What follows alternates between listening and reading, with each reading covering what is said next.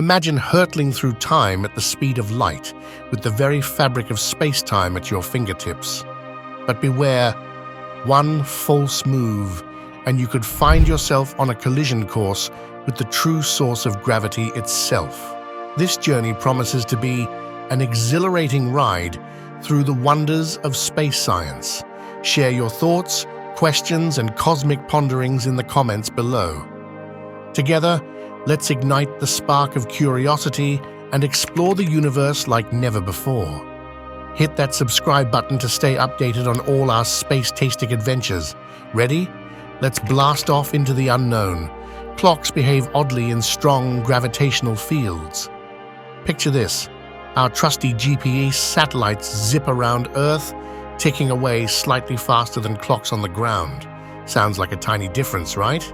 Well, this minuscule discrepancy adds up, throwing their location calculations off by a whopping 11 kilometers every single day. Now hold on to your hats because here comes the mind bender. The speed of light? It's rock solid for everyone, no matter where you are. And get this, the force you feel when you speed up in a rocket? It's eerily similar to the pull of gravity. Crazy, huh? Scientists call it the equivalence principle, but here's the kicker, none of this really explains why time slows down in a gravitational field. Sure, we've got heaps of experiments proving it, but the why remains a mystery.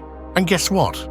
I'm not about to spill the beans now because, well, it's not entirely accurate. Here's the real twist. Gravity doesn't mess with time. Time messes with gravity. Yep, you heard that right. The flow of time actually warps space, bending gravity in its wake. Intrigued? Stick around, because I'm about to blow your mind with a simple yet mind-blowing example involving, wait for it, a teapot. Imagine a charming teapot floating peacefully in space without a care in the world. In this tranquil setting, with no gravitational forces at play, the teapot remains perfectly still if it starts that way. But here's the twist. While it stays put in terms of space, it's actually moving steadily forward in the dimension of time. Confused? Don't worry, we'll break it down with the help of our trusty space-time diagram. Think of it like a map. With time ticking away as the teapot moves upward, it's like the teapot has a one-way ticket through time, while space remains untouched. Now let's shake things up a bit and bring in another player, a massive object like our very own planet Earth. We all know that mass and energy have a way of bending space-time, creating what we call gravitational time dilation, the slowing down of time near massive objects. Picture this. A bunch of identical clocks scattered around Earth, ticking away as they move upward. But here's where it gets interesting. The closer these clocks are to Earth's surface, the slower they tick. It's like time itself is putting on the brakes, giving us a glimpse into the fascinating dance between mass, energy, and the very fabric of the universe. Intrigued? Let's dive deeper into this cosmic phenomenon. Imagine standing by a riverbank, watching the water flow gently downstream. Now think of time as a river, with Earth at its heart. Clocks closer to Earth tick slower compared to those farther away, just like how water flows faster in the middle of a river than near the edges. It's as if Earth's gravitational pull creates a drag on time, slowing it down the closer you are to the planet. So, if you're sitting in this river of time, parts of you further from Earth would age faster than those nearer to it. Sounds trippy, right? But hold on to your hats because there's more to this story. Let's zoom in on any object, say a rock. Picture it made up of countless tiny clocks, each tick-tocking away at its own pace. Now here's where it gets fascinating. Each of these clocks has its own time velocity, like tiny arrows pointing in the direction of time's flow. But here's the kicker. In Einstein's world, time and space are best buddies, intertwined in a cosmic dance. So it's not just about moving through space or time separately, it's about zipping through space-time as a whole. We call this the object's four-velocity, a mind-bending concept that blurs the lines between space, time, and everything in between. Let's leave our trusty teapot behind for a moment and hop aboard two boats floating down a real stream.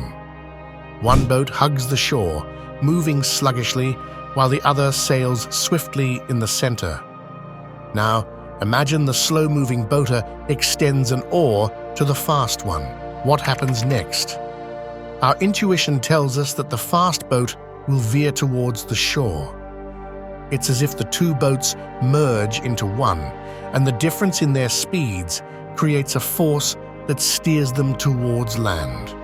Pretty straightforward, right? Well, it's a similar story with the forward velocity of an object in a gravitational field. So here's the deal. Any object in a gravitational field gradually gains speed in the downward direction, like a gentle push. But here's the catch. This acceleration comes at a price.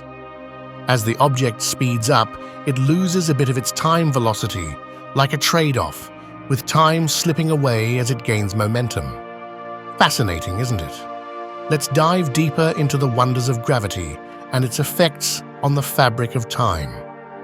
Imagine the universe as a giant puzzle, and the math of relativity as the key to unlock its secrets.